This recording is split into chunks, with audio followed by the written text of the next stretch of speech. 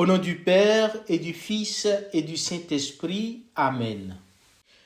Frères et sœurs bien-aimés, dans notre itinéraire du temps pascal, nous sommes parvenus au 6e dimanche. Depuis le 2e dimanche de Pâques, la liturgie de l'Église nous fait parcourir dimanche après dimanche 2 livres particuliers du Nouveau Testament, les Actes des Apôtres et l'Apocalypse de Saint Jean. Ce choix, chers frères et sœurs, n'est pas arbitraire, il reflète profondément le mystère pascal que nous célébrons. Tout d'abord, les Actes des Apôtres sont le récit de la naissance de l'Église, de son expansion à travers la puissance de l'Esprit Saint. Après la résurrection, le Christ ne laisse pas les disciples seuls, il les envoie, il les soutient. Ainsi, ce livre manifeste la continuité entre la résurrection et la mission, entre la Pâque et la vie de l'Église dans le monde. L'Apocalypse, quant à elle, nous entraîne vers l'avenir. Elle nous révèle la plénitude de la victoire du Christ. C'est un livre de consolation et d'espérance qui nous montre que malgré les épreuves, l'histoire est orientée vers la Jérusalem céleste, la communion parfaite avec Dieu. La lumière pascale éclaire tout le sens de l'histoire humaine et notre propre chemin.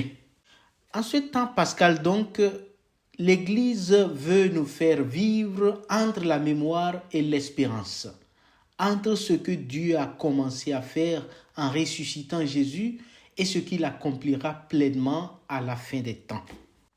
Notre première lecture de ce 6e dimanche de Pâques est tirée des Actes chapitre 15, versets 1 à 2, 22 à 29. Elle nous montre un moment décisif dans la vie de l'Église primitive. La question de savoir si les païens devaient suivre les lois juives, en particulier la circoncision, pour être chrétiens. Cette tension aurait pu diviser profondément la jeune communauté. Mais au lieu de se replier chacun sur sa propre conviction, les apôtres et les anciens se réunissent à Jérusalem pour décider ensemble sous la conduite de l'Esprit Saint. Et c'est cette phrase magnifique qui ressort de leur rencontre. L'Esprit Saint et nous-mêmes avons décidé. Voyez, frères et sœurs, l'Église est ici modèle d'une communauté à l'écoute, non seulement des débats humains, mais surtout de l'Esprit de Dieu.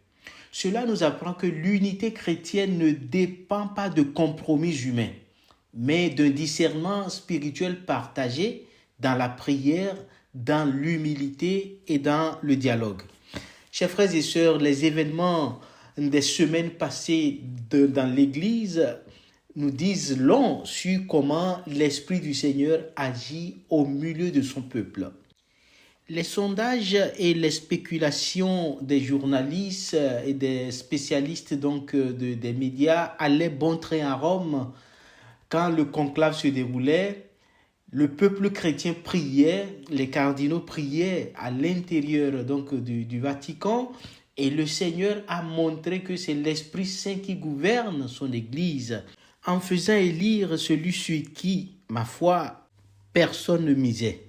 Voilà l'œuvre du Seigneur quand les cœurs sont ouverts à l'Esprit Saint et quand on est attentif à sa volonté.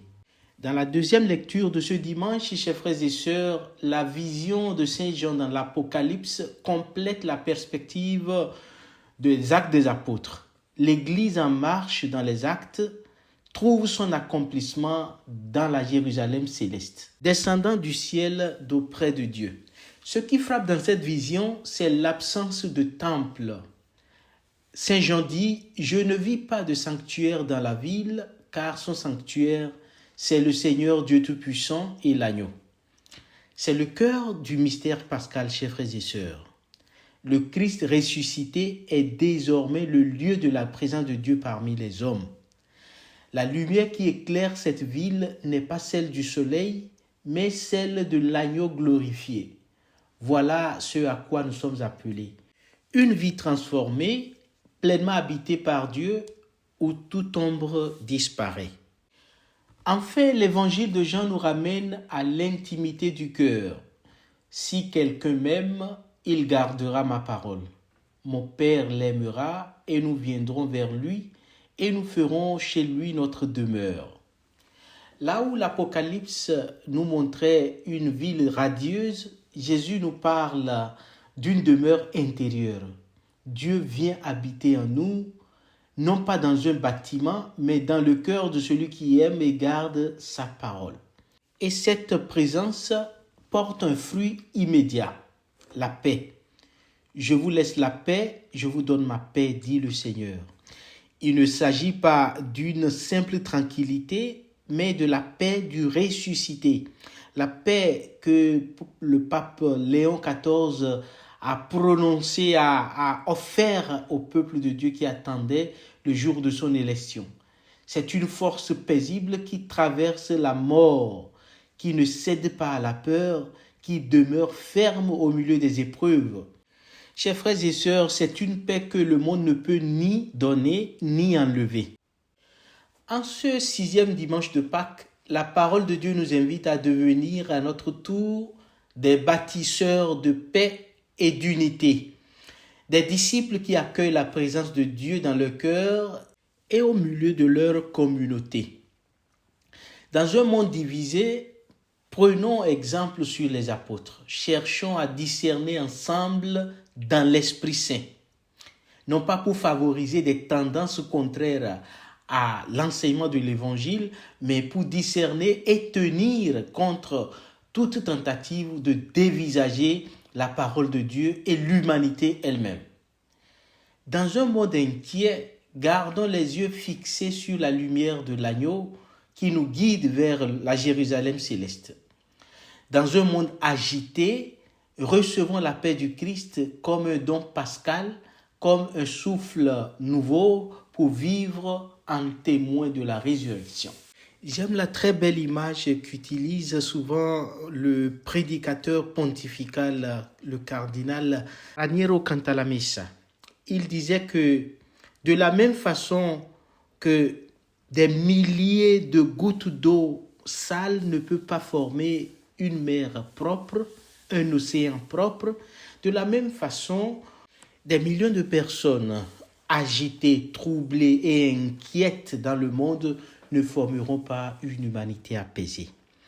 Et nous, chrétiens, inspirés par l'Esprit Saint, guidés par l'inspiration du Christ, nous sommes appelés à être la présence de Dieu, nous sommes appelés à être cette lumière qui change tout, qui apporte la consolation et qui apporte la paix au milieu d'un monde confondu.